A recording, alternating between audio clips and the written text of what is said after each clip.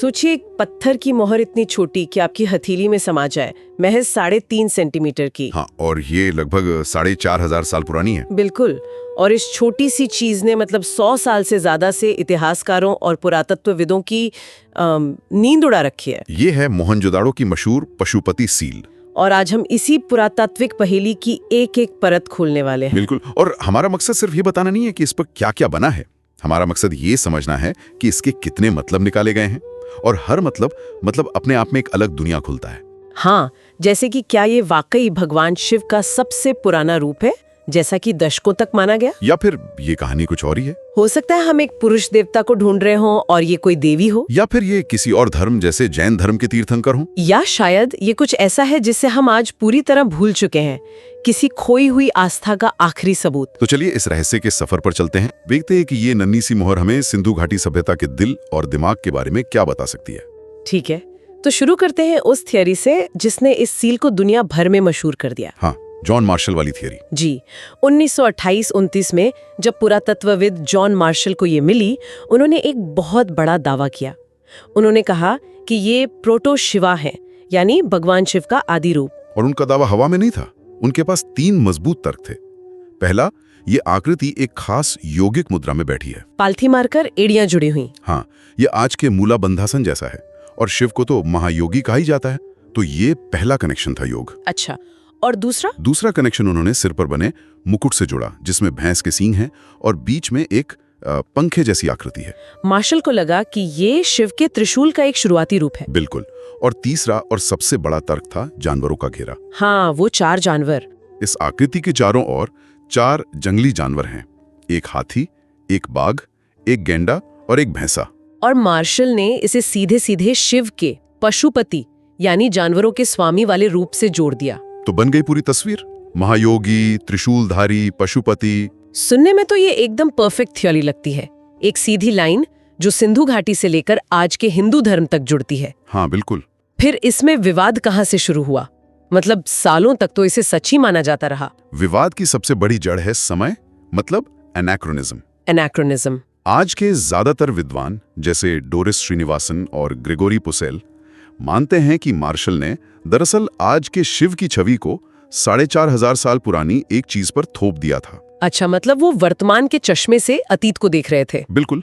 हम उन चीजों को जोड़ रहे हैं जो शायद उस जमाने में जुड़ी हुई थी ही नहीं। जैसे कि मिसाल के तौर पर पशुपति का खिताब, ये शिव के साथ बहुत बाद में पौराणिक काल में जाकर मजबूती से जुड़ा। और वैदिक काल में जो देवता रुद्र थे, जिन्हें शिव का पूर्व रूप मानते हैं, वो पालतू पशुओं के रक्षक थे, जैसे गाय, बैल। जबकि इस मोहर पर तो बाघ और गैंडे जैसे खतरनाक जंगली जानवर है। सही बात है, ये दोनों बातें आपस में मेल नहीं खाती।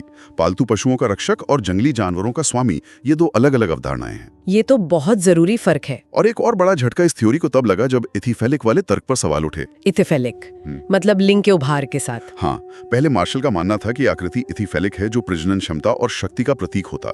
ये शिव के योगी रूप के साथ साथ उनके प्रजनक रूप का भी सबूत माना गया। लेकिन अब उस पर क्या राय है? अब ज्यादातर विशेषज्ञ मानते हैं कि जिसे लिंग का उभार समझा जा रहा था, वो शायद कमर में बंधी कोई लटकन वाली पट्टी या झालर है। अच्छा, जैसा कि उस दौर की दूसरी मूर्तियों में भी दिखता है। बिल्कुल।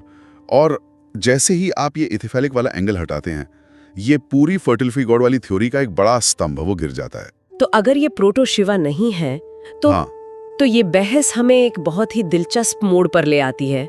लेकिन भारत की दूसरी प्राचीन परंपराओं का क्या? हाँ, क्या कोई और भी दावेदार है? एक बहुत मजबूत दावेदार है, जैन परंपरा। उनका मानना है कि ये आकृति पहले तीर्थंकर ऋषभनाथ की है, जिन्हें आदिनाथ भी कहा जाता है। अच्छा, और उनके पास इसके लिए क्या तर्क है? ये तो बहुत दिलचस्प है। पहला, यौगिक ध्यान मुद्रा, जो जैन परंपरा का एक अभिन्न अंग है। ठीक है। दूसरा, ऋषभनाथ का चिन्ह बैल है और इस आकृति के सिर पर सींग हैं जो बैल से जुड़ते हैं। और तीसरा, जानवरों का शांति से आसपास बैठना। ये ऋषभनाथ के अहिंसा के परम उपदेश से पूरी तरह मेल खाता है। एक मिनट, जैन परंपरा का दावा सुनने में तो दिलचस्प है, लेकिन क्या हमारे पास कोई और ठोस सबूत है? सबूत की सिंधु घाटी सभ्यता में इस तरह की श्रमण परंपराएं इतनी विकसित थीं? हाँ। या ये भी बाद की मान्यताओं को पीछे ले जाकर देखने जैसा है? ये बहुत अच्छा सवाल है। इसका सीधा सबूत तो नहीं है, लेकिन कुछ और चीजें हैं जो इस तरफ इशारा करती हैं। जैसे कि सिंधु घाटी से कुछ नग्न पुरुषों की मूर्तियां मिली हैं, जो एक खास मुद्रा में खड़ी हैं, जिसे कायोत्सर्ग कहते हैं। कायोत्सर्ग मतलब शरीर का मोह त्याग कर ध्यान करना। हाँ, हाथ नीचे लटकाकर सीधे खड़े होकर। ये प्रथा जैन धर्म में आज भी बहुत महत्वपूर्ण है। अच्छा। तो कई विद्वान मानते हैं कि ये सील और वो मूर्तियां उन श्रमण परंपराओं का शुरुआती सबूत हो सकती हैं, जिनसे बाद में जैन और बौद्ध धर्म निकले। ये वैदिक कर्मकांडों से अलग ध्यान और तप पर जोर देने वाली धाराएं थी। हाँ, कि शायद ये किसी एक देवता की कहानी है ही नहीं। आप बिल्कुल सही जगह पहुंची हैं। एक बहुत मजबूत वैकल्पिक थ्योरी कहती है कि ये किसी एक धर्म का देवता नहीं बल्कि एक सार्वभौमिक थीम है। मास्टर ऑफ एनिमल्स या जानवरों का स्वामी। ये क्या है? ये एक ऐसा प्रतीक है जिसमें एक केंद्रीय आकृति, चाहे वो इंसान हो या देवता, जानवरों पर अपना प्रभुत्व दिखाती है या उनके साथ शांति से रहती है। और ये सिर्फ सिंधु घाटी में नहीं मिला है ना? नहीं, बिल्कुल नहीं। ये कमाल की बात है। ये थीम आपको प्राचीन मेसोपोटामिया में मिलती है, मिनोन सभ्यता में मिलती है, और सबसे चौंकाने वाला उदाहरण मिलता है डेनमार्क से। डेनमार्क से? हाँ, वहाँ एक गुंड्रुप कॉल्ड्रन नाम का चांदी का बर्तन मिला है, जिस पर जानवरों से घिरा एक सींग वाला देवता बैठा है, लगभग वैसी ही यौगिक मुद्रा में। एक मिनट, ये डेनमार्क में मिला? सिंधु घाटी से हजारों किलोमीटर दूर और शायद हजारों साल बाद का। ये तो कमाल की बात है। यही तो। ये हमें सोचने पर मजबूर करता है कि जानवरों का स्वामी का विचार शायद किसी एक धर्म की संपत्ति नहीं, बल्कि इंसान की शुरुआती चेतना का एक सार्वभौमिक हिस्सा था। मतलब ये उस दौर का प्रतीक हो सकता है जब इंसान जंगली दुनिया के साथ अपने रिश्ते को समझ रहा था। हाँ, कभी उस पर नियंत्रण करके, कभी उसका सम्मान करके। तो हो सकता है पशुपति सील उसी ग्लोबल विचार का एक लोकल भारतीय संस्करण हो। ठीक है, तो एक संभावना है कि ये एक सार्वभौमिक थीम है।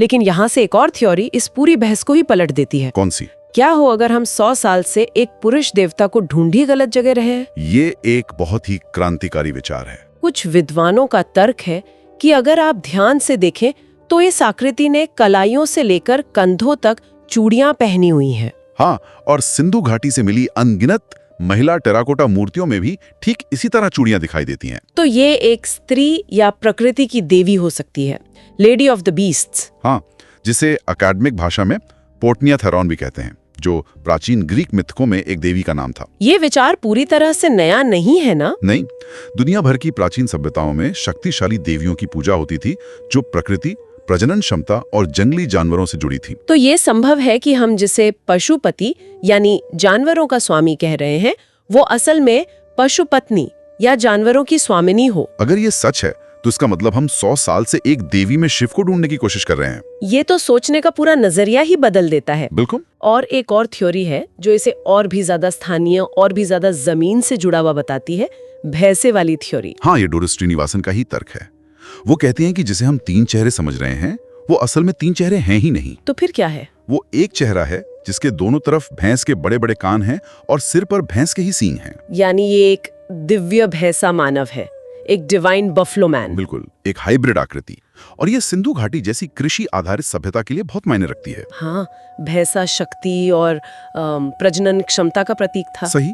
तो ये आकृति किसी महान देवता के बजाय खेती और संपन्नता से जुड़ी किसी स्थानीय मान्यता का प्रतीक हो सकती है। कुछ लोगों ने तो इसे महिषासुर का प्रारंभिक रूप भी कहा है। हाँ, वो असुर जिसे बाद में देवी दुर्गा ने मारा। वाह, तो हमारे पास एक global theme master of animals, एक देवी की संभावना है और एक लोकल बफलो मैन का विचार। तो अब हमारे पास इतनी सारी थियोरीज हैं, proto Shiva, master of animals, प्रकृति की देवी, भैंसा मानव, जैन तीर्थंकर। ये तो एक पहेली के 5 अलग अलग जवाबों जैसा है। हाँ, तो कोई एक निश्चित जवाब क्यों नहीं मिल पाता? क्योंकि इस पहेली की चाबी हमारे सामने होते हुए भी हमसे छुपी हुई है। कैसे? अगर आप सील को ध्यान से देखें तो उस आकृति के सिर के ठीक ऊपर 7 चिन्ह बने हुए हैं। वो लिखावट? हाँ, वो सिंधु घाटी की लिपि है, एक ऐसी भाषा, एक ऐसी लिखावट जिसे आज तक कोई पढ़ नहीं पाया है। मतलब हमारे पास चित्र तो है पर उसका कैप्शन गायब है। बिल्कुल। ये तो इतिहास की सबसे बड़ी त्रासदियों में से एक है। एक पूरी सभ्यता ने अपनी बातें लिखी, अपने देवताओं के नाम लिखे, अपने राजाओं के बारे में लिखा, और हम आज उन्हें सुन नहीं सकते। सही बात है। इस लिपि में 400 से 700 के करीब चिन्ह हैं, जो छोटी छोटी सीलों पर औसतन 5 चिन्हों की पंक्तियों में मिलते हैं। और मुश्किल ये है कि हमें मिस्र के रोजेटा स्टोन जैसा कोई द्विभाषी पत्थर नहीं मिला। हाँ, जिस पर एक ही बात 2 या 3 भाषाओं में लिखी हो। अगर ऐसा कुछ मिल जाता तो शायद हम इस लिपि को तोड़ पाते। बिल्कुल। तो जब तक वो लिपि पढ़ी नहीं जाती, तब तक ये सारी थ्योरीज, चाहे वो प्रोटो शिवा की हो या ऋषभनाथ की, आखिरकार हैं तो बस अनुमान ही। शिक्षित अनुमान। ये पुरातात्विक सबूतों और तुलनात्मक पौराणिक कथाओं पर आधारित है, लेकिन अंतिम सत्य उन 7 चिन्हों के रहस्य में ही बंद है। वो 7 चिन्ह ही बता सकते हैं कि सिंधु घाटी के लोग इस आकृति को असल में क्या कहते थे और क्या मानते थे। हाँ। तो आज की इस बातचीत के बाद ये साफ है कि पशुपति सील सिर्फ पत्थर का एक टुकड़ा नहीं, बल्कि एक दर्पण है। एक ऐसा दर्पण जिसमें हम सिंधु घाटी के उस रहस्यमयी आध्यात्मिक संसार की झलक देखते हैं। और शायद ये हमें सिंधु घाटी से ज्यादा खुद हमारे बारे में बताती है। हाँ, ये दिखाती है कि हम अपने अतीत को कैसे देखते हैं। क्या हम उसमें अपनी जानी पहचानी शक्लें, अपनी जाने पहचाने देवता ढूंढते हैं, या फिर हम इस रहस्य को स्वीकार करने के लिए तैयार है कि 4,500 साल पहले के लोग कुछ ऐसा मानते थे, कुछ ऐसा सोचते थे जिसकी हम आज शायद कल्पना भी नहीं कर सकते। ये एक बहुत जरूरी सवाल है कि क्या ये मोहर आज के महान धर्मों की पहली जड़ है या फिर एक पूरी तरह से खो चुकी आस्था का आखिरी खामोश सबूत। शायद इसका असली मजा जवाब ढूंढने में नहीं, बल्कि इस सवाल के साथ जीने में है। ये हमें याद दिलाता है कि इतिहास सिर्फ तथ्यों का संग्रह नहीं, बल्कि कल्पना और व्याख्या का एक मैदान भी है। बिल्कुल। अगर आपको हमारी ये चर्चा पसंद आए तो हमें जरूर बताएं। आपके विचार और सुझाव हमारे लिए बहुत मायने रखते हैं। लाइक करें, सब्सक्राइब करें और कमेंट्स में हमें बताएं।